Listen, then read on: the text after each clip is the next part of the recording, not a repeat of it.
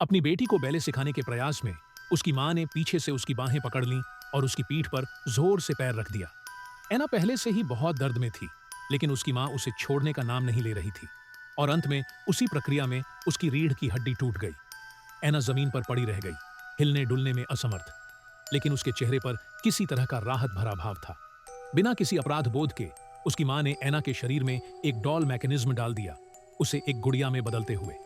और उस पल के बाद से वह सिर्फ घूम सकती थी और म्यूजिक बॉक्स की तरह नृत्य कर सकती थी। 10 साल से भी अधिक समय बाद कुछ लोग उस गुड़िया के पास पहुंचे। विलियम ने उसका सफेद घूंघट हटाया। हालांकि वह गुड़िया घिस चुकी थी, फिर भी वह लड़की बहुत युवा लग रही थी। फिर लूसी ने उसके आधार में बने छेद में चाबी डाली। चाबी घुमाते ही गुड़िया घूमने और यांत्रिक भाव के साथ नृत्य करने लगी। जब नृत्य समाप्त होने के करीब था, तो गुड़िया ने अपने संवेदनाओं से महसूस किया कि वहां कोई और व्यक्ति मौजूद है। क्योंकि उसकी आंखें सिली हुई थीं, इसलिए वह सूंघ कर आसपास का पता लगाने लगी।